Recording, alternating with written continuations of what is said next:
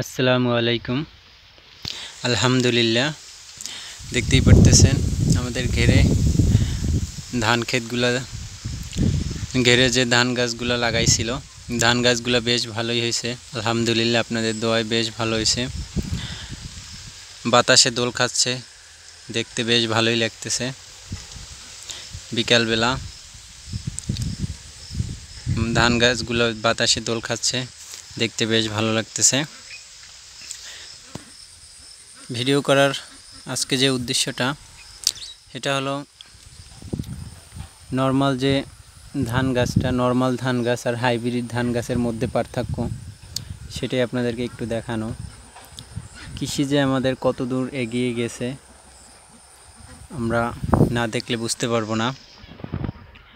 এই যে ধান গাছগুলো দেখা যাচ্ছে, ধানগুলো, এটা মনে হচ্ছে যে এক একটা ধান আমাদের যে নর্মাল যে ধানগুলো আছে, ধান গাছগুলো হয়, নর্মাল ধান গাছের যে এক একটা ছড়া হয়,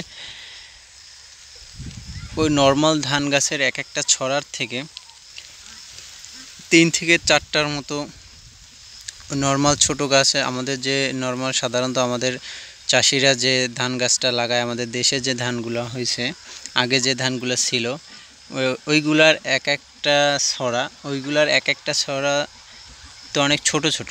ওইগুলার 4 থেকে 5টা ছড়া মিলে এই যে এখন যে হাইব্রিড ধানগুলো বের হচ্ছে, এই হাইব্রিড ধানগুলার এক একটা ছড়া অনেক বড় বড়। আগের জাতের যে ধানগুলো ছিল, ওই ধানের 4 থেকে 5টা ধানের ছড়ার সমান এখন যে হাইব্রিড ধানগুলো হইতেছে, এর এক একটা ছড়া। আমি একটু হাত দিয়ে আপনাদেরকে দেখাই, এই জায়গায় না দেখাইলে বোঝা যাচ্ছে না।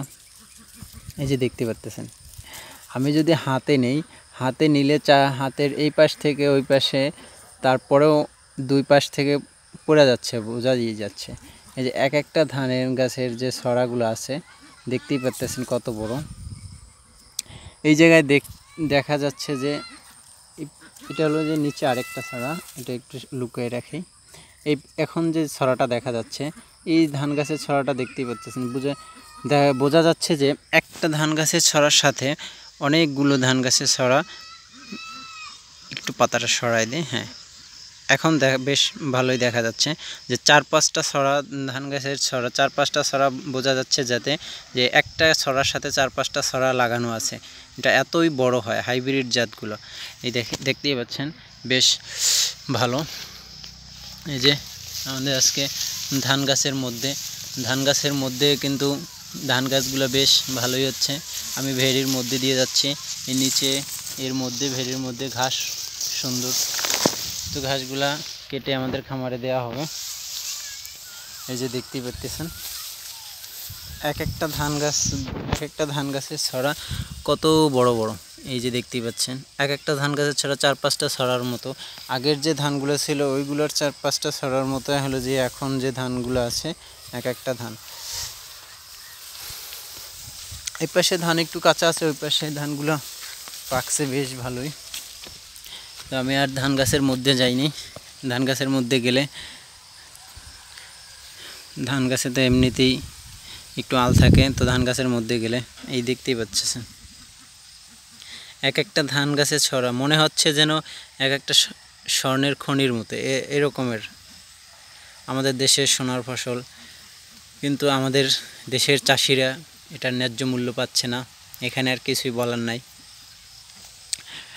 এই যে দেখতেই পাচ্ছেন কত সুন্দর ছড়াগুলো, ধান গাছের ছড়াগুলো বেশ দেখতে বেশ ভালো লাগতেছে। এই যে এত বড় বড় এক একটা ছড়া, এটা দেখানোর জন্যই বেসিক্যালি ভিডিওটা করা, এর বাইরে কিছুই না। এই যে দেখতেই পাচ্ছেন এক একটা ছড়া কত বড় বড়। ধান গাছগুলো কিন্তু বেশ সুন্দর হয়েছে। কিছুদিনের মধ্যেই ধানগুলো কাটা হবে। এই জায়গায় 2টা ছড়া আছে, একটা ছড়া সরাই দিই, তারপরেও মনে হচ্ছে যেন 4-5টা ছড়া একটা ছড়ার সাথে লেগে আছে। ধান গাছগুলো যে হাইব্রিড যে জাতগুলো বের হয়েছে, আগে আমাদের জমিতে যে ধান হইতো, আমাদের জমিতে যে ধানগুলো ছিল ওইগুলা হলো যে আমাদের দিকে করা বলে, অন্য জায়গায় কি বলে, কাঠা বলে, কাঠা হিসাবে বুঝে, অন্য এক জায়গায় শতাংশ হিসাবে বুঝে, কোথাও বিঘা হিসাবে বুঝে। আমাদের আগে প্রতি করায় 1 মণ করে ধান হইতে কষ্ট হয়ে যেত, আর এখন যে হাইব্রিড জাতটা আসছে, এই হাইব্রিড জাতের কারণে আমাদের এখানে এখন প্রতি করায় 2 থেকে 3 মণ 4 মণ এরকমের আসে। যাদের ফলনটা বেশি ভালো হয় তাদেরটা 4 মণ চলে আসে। আমাদের যে ফলনটা আসছে মাশাআল্লাহ বেশ ভালোই আসছে, 2 থেকে 3 মণের মতো আসবে করায়।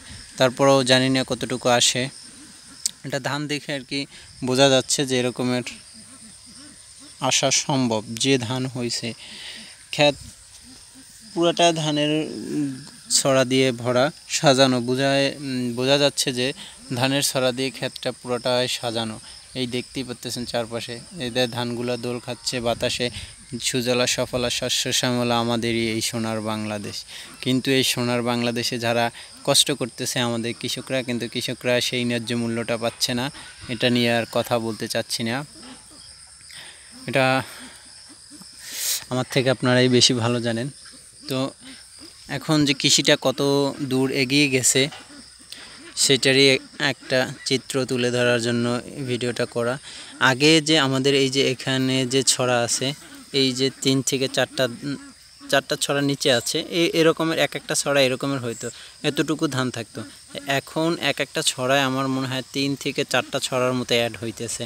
এই যে দেখতেই পাচ্ছেন একটা ছড়া কত বড় হয়েছে।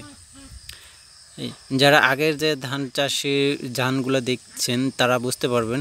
এই যে এখন এই যে দোল খাচ্ছে, একটা ছড়ার সাথে আমার মনে হয় 4-5টা ছড়া অ্যাড করা হয়েছে, বা বিধাতা যেন নিজে হাত দিয়ে এটা তৈরি করে, হাতে বোঝা যাচ্ছে, হাত দিয়ে মনে হয় নিজে হাতে তৈরি করে রাখছে, এরকমেরই আর কি বোঝা যাচ্ছে।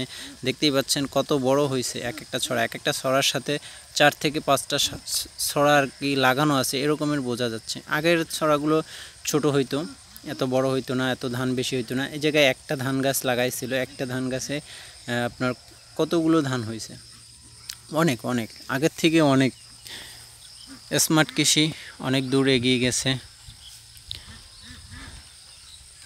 আমি চাই যাতে আরও অনেক দূর এগিয়ে যাক, এর মধ্য দিয়ে যাতে চাষিরা ন্যায্য মূল্য পায়, সেটাই। আপনারা আমার জন্য এবং আমার খামারের জন্য দোয়া করবেন। এটা খামারের মধ্যেই, আমাদের খামারের মধ্যেই এই ধান চাষটা করা হয়েছিল। এবছর ধান চাষটা করা হয়েছে, সামনে ইনশাল্লাহ এই জায়গায় নতুন কিছু করা হবে। নতুন কিছু বলতে এই পাশটাতে ঘাস হবে, ওই পাশটাতে আরও বড় একটু মাটি কাটা হবে। মাটি কাটার পরে হলো যে ওই পাশটাতে আরও দেওয়া হবে, মাছ ছাড়া হবে, অনেক মাছ দেওয়া হবে। ওইগুলো ইনশাল্লাহ দেখতে পারবেন সামনে, যারা আমার চ্যানেলের সাথে যুক্ত আছেন। আর যারা নাই তারা তাড়াতাড়ি যুক্ত হয়ে যান। আর বেশি কথা বলবো না, বকবক করবো না। যারা ভিডিওটা দেখছেন সবাইকে অসংখ্য অসংখ্য ধন্যবাদ। ভালো থাকবেন, সুস্থ থাকবেন, আমার জন্য দোয়া করবেন। আপনাদের সকলের জন্য দোয়া ও শুভকামনা রইল। যে যেখানেই থাকেন সকলে ভালো থাকেন, সুস্থ থাকেন, সেই কামনাই করছি। আসসালামু আলাইকুম।